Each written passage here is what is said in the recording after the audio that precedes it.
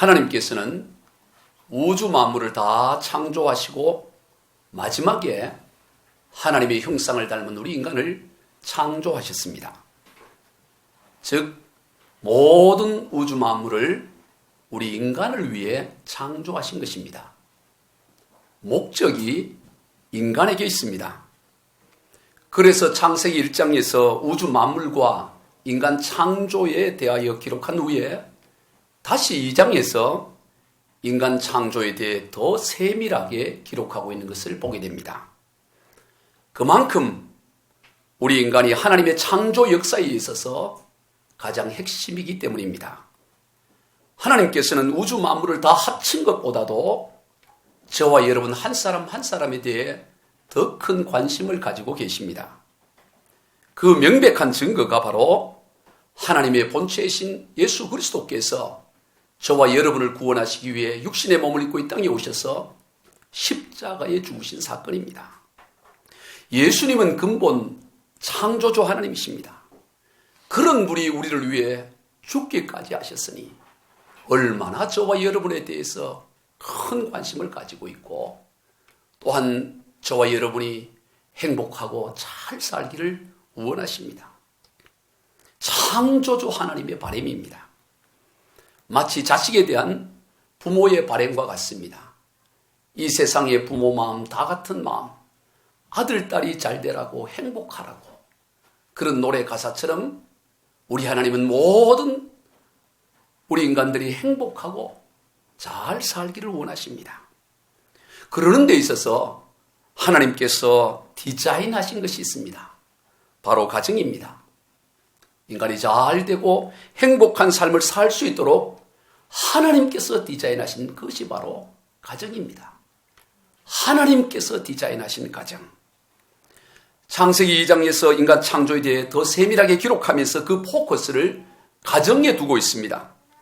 아담은 아담대로 하와는 하와대로 각자 흩어져 살다가 어느 날 만나서 육신적인 욕구에 의해서 자녀를 낳고 또 그렇게 헤어져 살다가 그렇게 창조하지 않았습니다.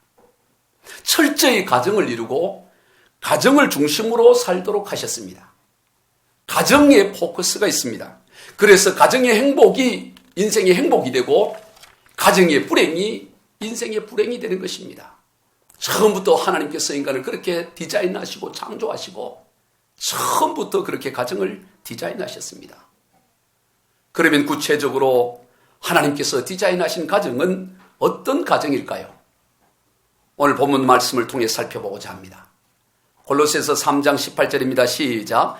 아내들아 남편에게 복종하라. 이는 주 안에서 마땅하니라. 먼저 아내가 남편에게 복종하는 가정입니다. 이 말씀을 듣는 우리 여성분들 가운데는 지금 마음이 꽤 불편한 분들이 있을 수도 있습니다. 아니, 지금이 어느 시대인데 고리적 시대에 그 말씀을 오늘 이 시대에 적용하면 어떻게 되겠습니까? 그런 거부감이 생겨날 수도 있습니다. 여러분, 그래도 어쩔 수가 없어요.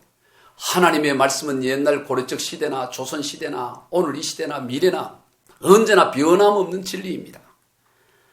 하나님께서 창세기 1장에서 우주 만물을 창조하실 때부터 물고기는 물속에 살도록 고려시대도 조선시대도 오늘도 미래도 그렇게 살도록 하나님은 창조하신 것이지요. 창조 원리인 것입니다.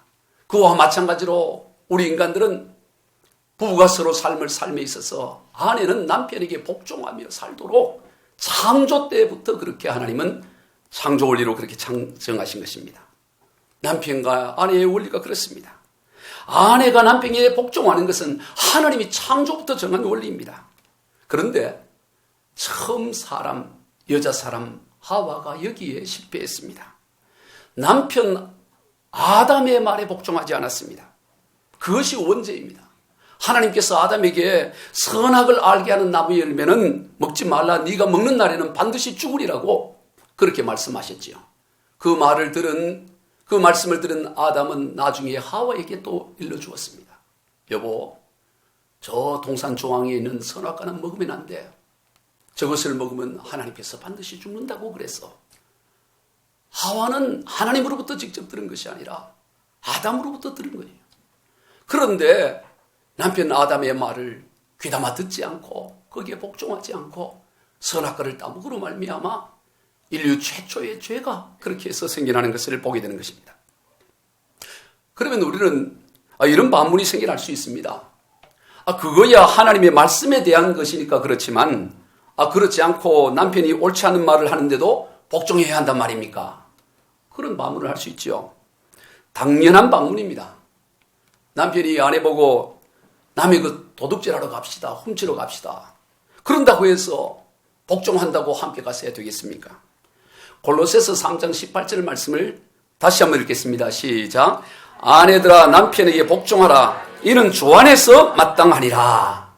아내들아 남편에게 복종하라. 그리고 그 다음이 있습니다. 이는 주 안에서 마땅하니라. 주 안에서라는 것이 그 다음 말씀이 있는 것입니다. 주 안에서의 복종입니다. 진리 안에서의 복종입니다. 그런데 문제는 주 안에서가 도대체 어디까지가 주 안에서고 어디까지가 진리 안에서냐 하는 것입니다. 그 범위를 정하는 것이 어렵다는 것입니다. 물론 대부분의 경우는 일반 상식적으로 이성적으로 그 범위가 구분되어지죠. 문제는 애매한 부분입니다. 그럴 때는 어떻게 해야 될까요? 이럴 수도 있고 저럴 수도 있는 경우입니다. 물론 서로 간에 충분한 대화가 있어야 합니다. 세밀히 살펴보아야 합니다. 그러나 기본적인 바탕은 아내가 남편의 말을 받아들이는 데 있다는 것입니다. 그러한 가정이 좋은 가정이고 그러한 가정이 하나님께서 디자인하신 가정이라는 거예요. 그러면 또 이런 반문을 할 수 있습니다. 목사님, 모른 소리 하지 마세요. 다른 남편은 몰라도 우리 남편은 그럴 만한 인물이 못 돼요. 아내인 제가 결정하고 제가 간섭하지 않으면 우리 집안 망해요. 남편은 하자는 대로 다 행했다가는 집안 그냥 망합니다.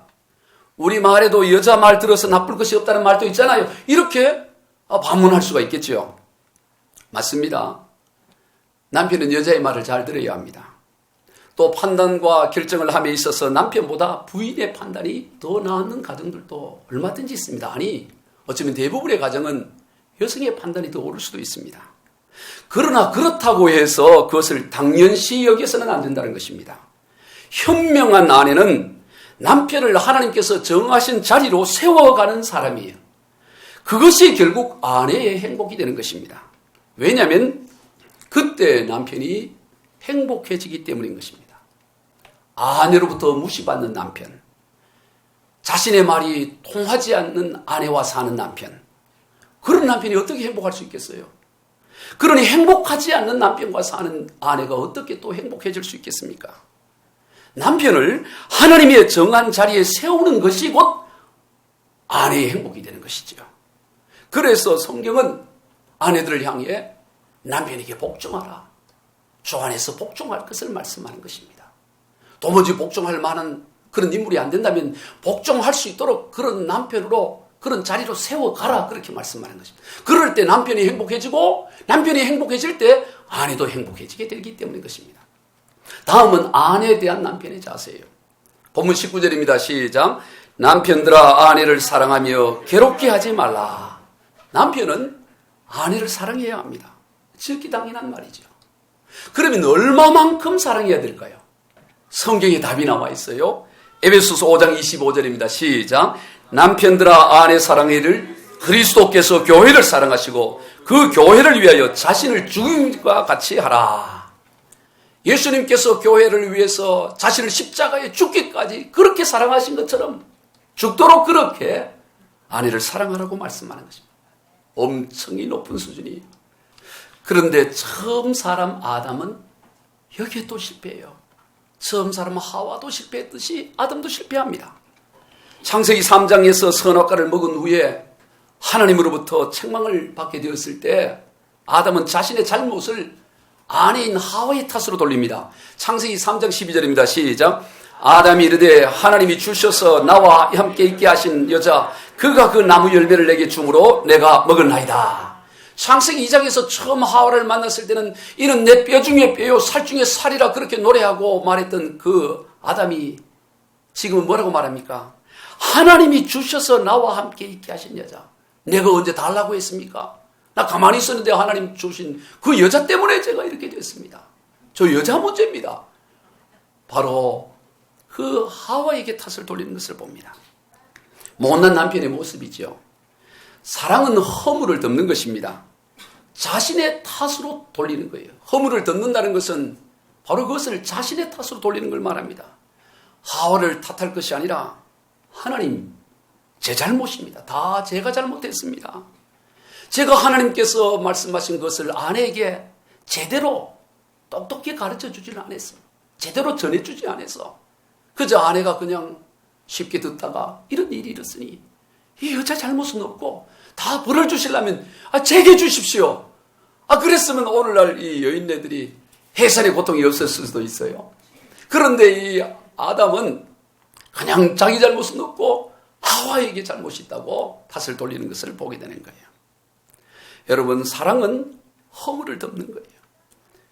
베드로전서 4장 8절입니다. 시작. 무엇보다 뜨겁게 서로 사랑할지니 사랑은 허다한 죄를 덮느니라. 허다한 죄를 다 덮어가는 것이 사랑이에요. 바로 남편은 아내를 그렇게 사랑해야 합니다. 두 번째 아담이신 우리 주님께서는 그렇게 사랑하셨습니다. 모든 인류의 죄를 대신 지시고 십자가의 죽음을 당하셨습니다. 아내를 향한 남편의 사랑이 그러해야 합니다. 그런데 사랑은커녕 아내를 괴롭게 하는 경우들이 허다합니다. 본문 19절을 다시 읽겠습니다. 시작. 남편들아 아내를 사랑하며 괴롭게 하지 말라. 얼마나 남자들이 아내를 괴롭혔든지 성경에도 사랑만 하라 그러지 않고 괴롭게 하지 말라 그렇게 말하는 거예요. 어리석은 행동이에요. 아내를 괴롭게 하는 것만큼 어리석은 행동이 없습니다. 그것은 곧 자기 자신을 괴롭히는 행동이기 때문입니다. 아내가 괴로워하는데 그 괴로워하는 남편과 아내와 사는 남편이 어떻게 행복할 수 있겠어요? 아내의 괴로움은 곧 자기 자신의 괴로움이 되는 것입니다. 하나입니다. 그래서 에베소 6장 28절에서 시작. 이와 같이 남편들도 자기 아내 사랑하기를 자기 자신과 같이 할지니 자기 아내를 사랑하는 자는 자기를 사랑하는 것이나 자기 아내 사랑하는 것은 자랑할 것도 안 된다는 거예요. 그건 자기 자신을 사랑하는 거예요. 자기 아내를 미워하는 것은 그것은 자기를 미워하는 어리석은 것이라는 말씀입니다. 아내와 남편은 하나입니다. 주님은 그렇게 교회를 사랑하셨고 그 교회를 위해 자기를 내어주신 것처럼 남편은 아내를 위해 그렇게 사랑하고 죽기까지 사랑해야 한다고 말씀합니다. 그런 가정이 좋은 가정이요. 그러한 가정이 하나님께서 디자인하신 복된 가정입니다. 다음으로 부모에 대한 자녀들의 자세입니다. 본문 20절입니다. 시작. 자녀들아 모든 일에 부모에게 순종하라. 이는 주 안에서 기쁘게 하는 것이니라. 자녀는 부모에게 순종해야 합니다. 부모에게 순종하는 그것이 하나님을 기쁘게 하는 것입니다. 왜 그렇습니까? 부모는 하나님의 대리자이기 때문입니다. 그래서 부모에게 순종하는 것이 곧 하나님께 순종하는 것이고 하나님을 기쁘시게 하는 일이 되는 것입니다. 그래서 불효하는 그리스도인, 이 말은 성립될 수가 없어요. 교회는 열심히 다니는데 부모에게는 불효한다. 그거는 말이 있을 수 없는 그런 명제인 것입니다. 흔히 유교를 효의 종교라고 말을 하지만 우리 기독교의 효에는 비교할 수 없습니다. 우리 기독교야말로 효의 종교입니다. 부모의 권위를 거의 하나님의 권위에 둡니다. 그래서 출애굽기 21장 7절입니다. 시작. 자기의 아버지와 어머니를 저주하는 자는 반드시 죽일지니라. 저주만 내도 부모를 위해서 욕만 내도 반드시 죽이라고 말하는 거예요. 유교는 이렇게까지는 하지 않습니다. 잠언 30장 17절입니다. 시작. 아비를 조롱하며 어미 순종하기를 싫어하는 자의 눈은 올짜기에 까마귀에게 쪼이고 독수리 새끼에게 먹히리라. 부모를 조롱하고 없이 여기면 순종하지 않으면 눈이 까마귀에게 독수리 새끼에게 쪼아 먹힘을 당할 것이다. 그렇게 말씀하는 거예요. 아예 10계명 가운데서도 인간관계의 첫 계명으로서 부모를 공경하도록 했습니다. 그리고 부모를 공경하는 자에게 축복까지 약속을 하셨어요. 출애굽기 20장 12절입니다. 시작. 내 부모를 공경하라. 그리하면 내 하나님 여호와가 내게 준 땅에서 내 생명이 길리라. 아멘. 이건 하나님의 명령인 것입니다. 가장 중요한 명령 가운데 하나예요. 인간관계에서 가장 중요한 그런 명령입니다.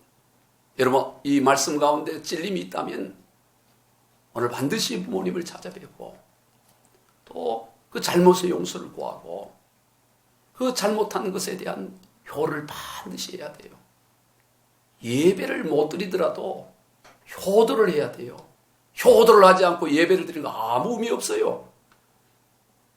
기독교는 효의 정기, 계명으로 정해놓은 것입니다. 오늘 20절 다시 읽어봅니다. 시작. 자녀들아 모든 일에 부모에게 순종하라. 이는 주 안에서 기쁘게 하는 것이니라. 모든 일이라는 거예요. 네가 이해되고 그럴만하고 합리적이다 싶으면 순종하고 그렇지 않으면 불순종하는 것이 아니고 일단 모든 것에 순종하고 도무지 순종하지 못하면 그 이유를 물어보고 그리고 그것이 정합리적이지 않으면 부모를 설득시켜서 그러지 않도록 하고 이게 기본적인 하나님이 디자인하신 복된 가정이라는 말씀이에요. 다음으로 자녀에 대한 부모의 자세입니다. 21절입니다. 시작. 아비들아 너희 자녀를 노엽게 하지 말지니 낙심할까 함이라. 부모는 자녀를 노엽게 하면 안 돼. 오늘 우리로 말하면 자식들을 열받게 하면 안 되는 거예요. 화나게 만들면 안 돼요. 이 성경이 딱 정해놨어요. 여러분 왜 부모가 자녀를 노엽게 할까요? 부모의 자기 욕심 때문이에요.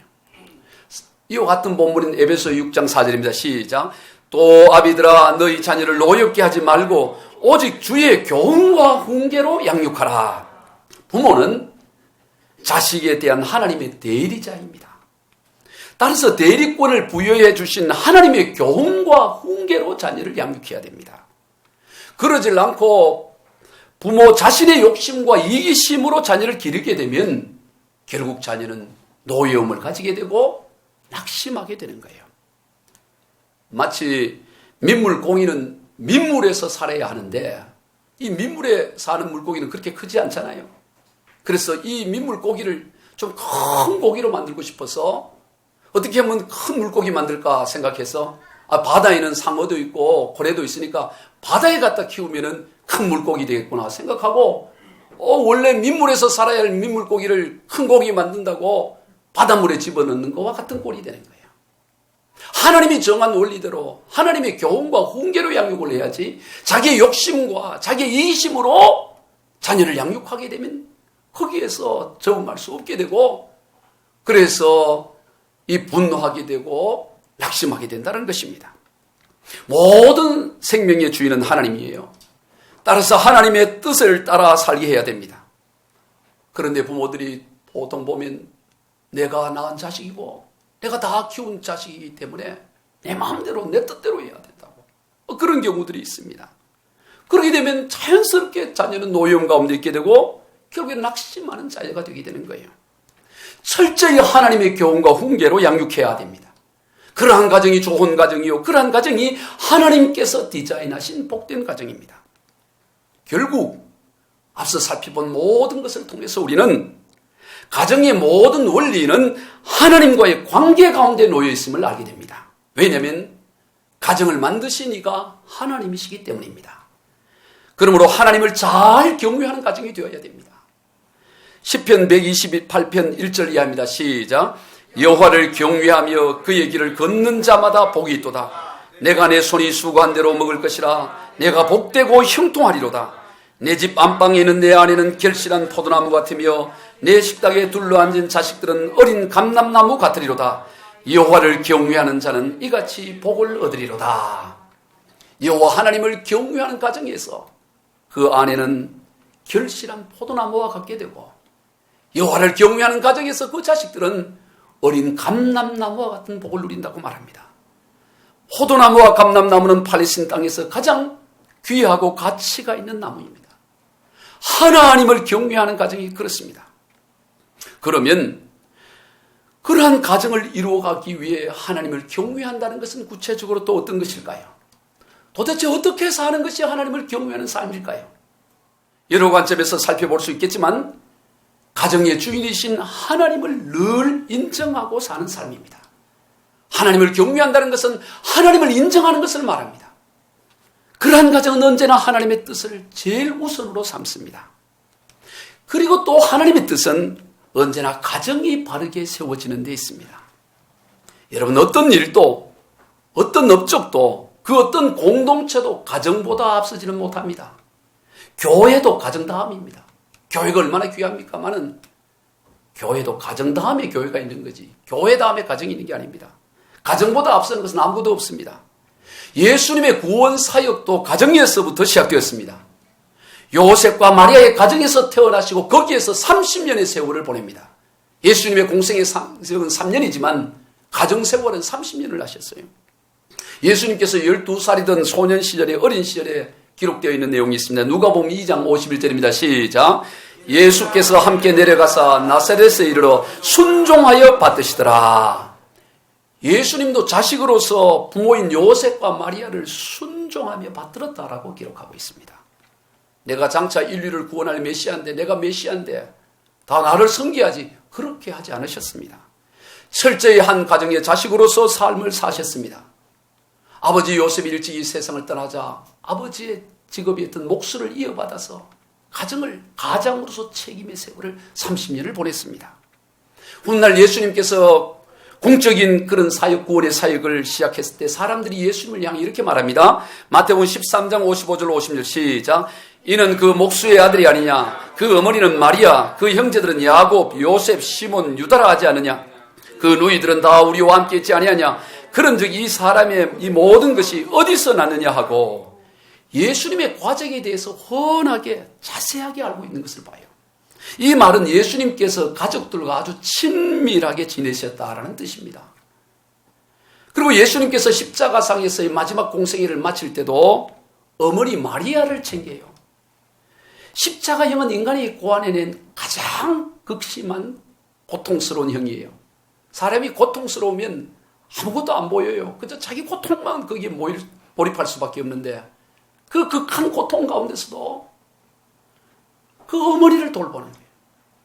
어머니 마리아를 생각해서 그 함께 있던 사랑하는 제자 요한에게, 예수님은 요한이 90이 넘을 때까지 살 것을 알고 계셨겠지요. 그래서 그 요한에게 이제 그 어머니는 너의 어머니다. 나의 어머니는 너의 어머니니 어머니처럼 잘 모셔달라. 그렇게 부탁하는 것을 보게 되는 것입니다. 여러분, 세상에 어떤 큰 일도 가정을 가벼이 여겨도 될 만한 그런 일은 없습니다. 사도 바울은 믿음의 아들인 디모데에게 이렇게 편지합니다. 디모데전서 5장 8절입니다. 시작. 누구든지 자기 친족, 특히 자기 가족을 돌보지 아니하면 믿음을 배반한 자요 불신자보다 더 악한 자이니라. 여러분, 바울이 디모데에게 이 편지를 쓸 때는 순교의 시대예요. 다들 순교하며 가는데 배교한다는 것은 참으로 수치스럽고 부끄러운 것입니다. 배교자가 되고 배신자가 된 것은 참으로 수치스러워요. 그런데 사도 바울은 배교자가 되는 것보다 더 수치스럽고 더 부끄러운 것은 가족을 돌보지 않는 자다. 그것은 불신자보다 더 악한 자다라고 말씀을 하는 것입니다. 여러분, 가정은 이 땅에서 우리가 누릴 모든 복의 원천입니다. 하나님께서 그렇게 가정을 디자인하셨습니다. 그런 가정이 확장된 것이 교회입니다. 할렐루야. 말씀을 정리합니다. 하나님께서는 우리 인간들을 하나님의 형상대로 지으시고 우리를 위해 모든 우주 만물을 창조해 주셨습니다. 그리고 우리가 행복하게 잘 살기를 원하십니다. 그러기 위해서 가정을 주셨습니다. 가정을 통한 행복을 디자인하셨습니다. 바로 하나님을 경외하는 가정입니다. 하나님이 주인이 되시고 하나님이 왕이 되시는 가정입니다. 우리 모두 그러한 가정을 이루어 하나님께서 디자인하신 복된 삶을 다 살아가시는 저와 여러분이 다 되시길 주 예수 그리스도 이름으로 축원드립니다.